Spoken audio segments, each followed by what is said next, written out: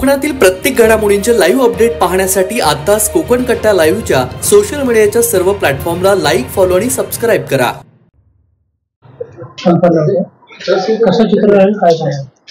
असं आहे की संपूर्ण माझ्या राजकीय जीवनातल्या अभ्यासामध्ये महाराष्ट्रामध्ये कधीही 5 टप्प्यामध्ये मतदान झालेलं नाही। महाराष्ट्रातूनच केंद्रातल्या सरकारचा हद्दपार होण्याचा मार्ग मोकळा झालेला असल्यामुळं महाराष्ट्रामध्ये जास्तीत जास्त पंतप्रधानांना सभा घ्यायला संधी मिळावी याकरता म्हणून ते 5 टप्प्यामध्ये मतदान झालेलं आहे।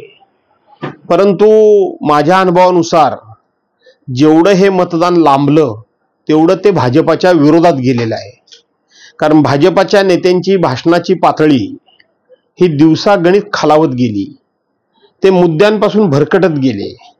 त्यांनी विषयाला धरून बोलायला पाहिजे होते ते व्यक्तिगत पातळीवर ते आरोप प्रत्यारोप करत गेले। कधी कोण मासे खातो, कोण मटण खातो, शाकाहारी कोणी खायचं, हिंदूंनी काय करायचं, मुस्लिमांनी काय करायचं, असली पक्ष कुठला, नकली पक्ष कुठला, असली संतान, नकली संतान, भटकता आत्मा, अशा एक लेवल सोडून देशाच्या पंतप्रधानांनी केलेल्या शब्दप्रयोगामुळं महाराष्ट्रासारखं सुसंस्कृत राज्य आणि त्या राज्यातली जनता ही दुखावली गेली। त्यांना हे आवडलेलं नाही की देशाच्या पंतप्रधानांच्या तोंडी अशी भाषा असणं हे कोणालाही अपेक्षित नसतं। आणि त्यामुळं महाराष्ट्रातलं मतदान हे कारणाशिवाय 5 टप्प्यात घेऊन ही निवडणूक लांबवण्याचं जे आपल्याला राजकीय फायदा मिळेल असं भाजपाचं गणित होतं ते भाजपाच्या विरोधात गेलेलं आहे। 45+ असा भाजपा जो डांगोरा पिटत होता त्यांनी संपूर्ण निवडणुकीच्या पहिल्या 2 टप्प्याचं मतदान झाल्यानंतर तो शब्दप्रयोगच केला नाही। त्यामुळं आता महाविकास आघाडी जी महाराष्ट्राची आहे ते 35+ वर जातील अशी परिस्थितीने माझा अनुभव सांगतो।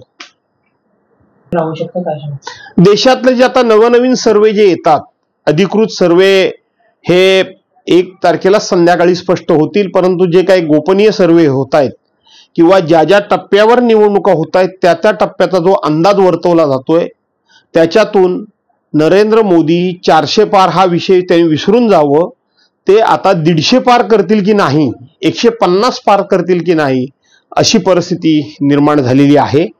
आणि इंडिया विकास आघाडी ही 350 पार करेल असं चित्र स्पष्टपणे जाणवते।